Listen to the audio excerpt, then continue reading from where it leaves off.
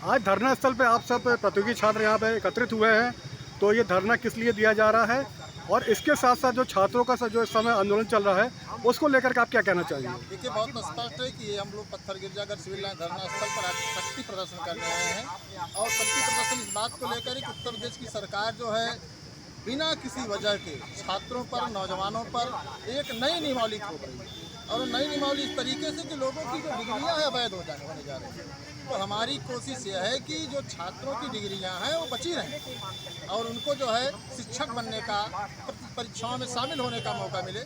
और ये नियमावली आपको बता दें कि 16 सितंबर 2025 को जारी होती है। अचानक नियमों में बदलाव करना छात्रों के साथ धोखा है और हम सरकार से लगातार अपील करेंगे कि जो सनातन से नियमावली चली आ रही है उसके साथ छेड़छाड़ न किया जाए तो बेहतर होगा। और जो आंदोलन लगातार चल रहा है जिसकी आप चर्चा भी कर रहे हैं, तो भ्रष्टाचार को लेकर के कई वर्षों से लगातार आप देख ही रहे हैं सोशल मीडिया पर कि भ्रष्टाचार को लेकर के सवाल खड़े हो रहे हैं। सरकार ये जवाबदेही तय नहीं कर पा रही कि आखिर भ्रष्टाचार रुकेगा कैसे, और उसी सवाल को लेकर के छात्र आंदोलन कर रहे हैं। और मुझे यकीन है कि सरकार को हर हाल में ये स्पष्ट करना होगा कि जो भी परीक्षाएं होंगी वो पारदर्शी तरीके से होंगी, भ्रष्टाचार मुक्त होंगी और छात्रों को जो मेहनत करने वाले छात्र हैं उनके साथ जो विश्वासघात नहीं होगा। आपको लगता है कि जो शिक्षा मंत्री का इस्तीफा मांगा जा रहा है उसके बाद जो सारी समस्याओं का समाधान हो जाएगा उससे? शिक्षा मंत्री का जो इस्तीफा मांगा समाधान तो नहीं होगा, ये निश्चित नहीं है, लेकिन शिक्षा मंत्री के जो रवैये हैं अब तक उन्हें स्वतः आकर के छात्रों के बीच में संवाद को स्थापित करना चाहिए।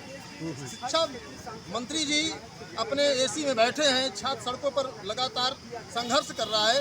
जब वहाँ आंदोलन स्थल पर पहुँचे लोग तो शिक्षा मंत्री को स्वतः जाना चाहिए कि हम आपके शिक्षा मंत्री, आप जिस तरीके से चाहें उस तरीके से करें, आप कोई तर्क बताइए। लेकिन शिक्षा मंत्री की बेशर्मी में अपने एसी से नहीं निकले हैं, ऐसे में नैतिकता के आधार पर उन्हें इस्तीफा दे देना चाहिए। जब छात्रों की पीड़ा नहीं समझ पा रहे हैं और उनकी बिटिया जानते हैं आपकी विदेश पढ़ रही है, तो शायद यही है कि ऐसे लोग शिक्षा मंत्री बने जिनके बच्चे अपने देश में पढ़ें।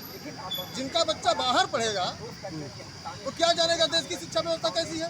तो हम तो यही कहेंगे कि उन्हें नैतिकता के आधार पर अब तक इस्तीफा दे देना चाहिए और ऐसे लोगों को शिक्षा मंत्री बनाया जाए जो देश में अपने बच्चों को पढ़ा रहे, जो है कि शिक्षा व्यवस्था से अब ताल्लुक रखते हैं। यहाँ धरना स्थल पर आज आप लोग जो है उपस्थित हुई हैं और प्रतियोगी छात्र हैं, तो क्या धरना स्थल पर आप लोग क्या मांगे हैं और किस परीक्षा के लोगों के ये मांगे आप लोग रख रही हैं? मांगे हमारी यही है कि हम लोग टीजीटी कला विषय से पीड़ित हैं। हम लोग को एक मौका चाहिए क्योंकि हम लोग बिना किसी पूर्व सूचना के बाहर कर दिए हैं और 4 साल से लगातार जो तैयारी कर रहा है बच्चा, तो पेपर भी नहीं लिए। पेपर 22 की वैकेंसी, आज पेपर करते करते पेपर लिए 26 और 26 वाले योग्य हैं जो टीचर बनेंगे और उसके बाद हम लोग जो 26 नई वैकेंसी आ रही है उसमें हम लोग को बाहर कर दिए। कहाँ जाए, अब कोई रास्ता नहीं है। तो आप चाह रही हैं पुरानी नियमावली से एग्जाम एक बार किया जाए? हमें सिर्फ एक अवसर दे दें। हाँ, बस क्योंकि इतना समय नहीं है कि आप उनके जो है नई नियमावली के हिसाब से उस कोर्स को कर सकें। बिल्कुल समय नहीं है। हम लोग अब कहाँ से इतना 4-5 साल का वक्त लगेगा। 5 साल में इसके पहले कब आई थी वैकेंसी? इसके पहले 22 में आई थी वैकेंसी और अब ये 26 में आ रही है। 26 में आ रही है। 22 की परीक्षा 26 में कराई। तो ये जो है मतलब धीरे धीरे जो छात्र इसमें ओवरेज हो रहे हैं वो 1 साल चाह रहे हैं इसमें, वो एक अवसर इसमें चाह रहे हैं। केवल एक अवसर दे दें, उसके बाद जिसको योग्य होगा वो नौकरी पा जाएगा, नहीं तो घर जाएगी। अपना नाम बता दें। मेरा नाम पूजा पांडे। हाँ जी, धरना स्थल पे इस समय आप लोग उपस्थित हैं, टीजीटी पीजीटी के आप लोग परीक्षार्थी हैं, तो किस बात को लेकर आज आप लोग प्रदर्शन कर रहे हैं और क्या मांगे हैं आप लोग की?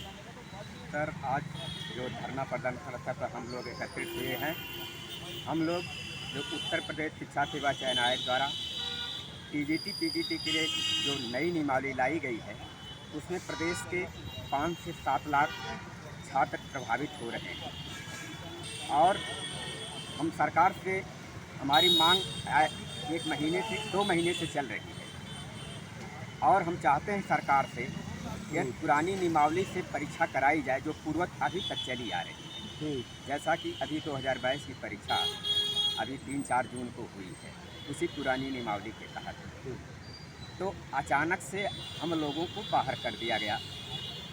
16 सितंबर 2025 को नई नियमावली लागू कर दी गई। तो क्या प्रावधान है नई नियमावली जो लाए हैं उसमें प्रावधान क्या है?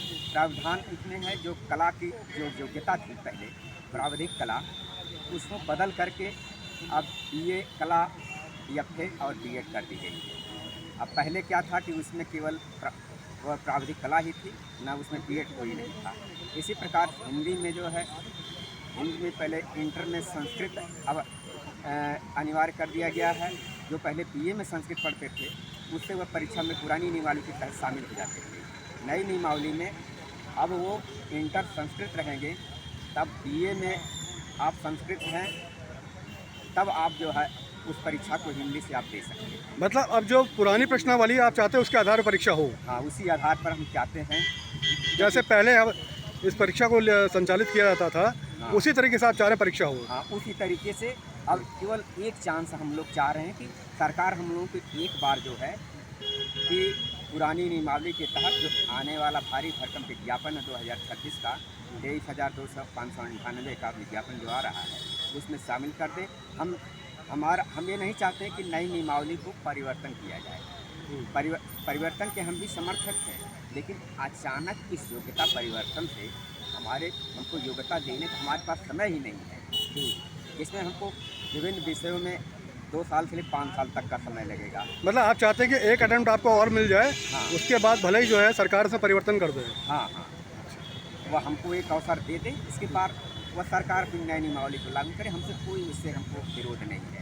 हम सरकार से एक अवसर मांग रहे हैं कि इस परीक्षा में एक चाहे दया बस या कृपा बस या याचना बस, आप जो भी समझें, हमारी मांग को आप एक चांस हमारे जो है 5 से 7 लाख जो ऐसे छात्र हैं जो इस योग्यता की कैटेगरी में नहीं आ पा रहे हैं और जो पुरानी नियमावली के तहत आ रहे थे, अभी तक परीक्षा भी दिए हैं, बहुत सारे अध्यापक सफल भी हैं उसी के तहत और बेहतर शिक्षा प्रदान कर रहे हैं। तो हम चाहते हैं कि सरकार हमारी मांगों को गंभीरता से ले। आपसे ये सरकार से हमारी विनम्र अनुरोध है। अपना परिचय दे दीजिए। हम कपिल देव वर्मा,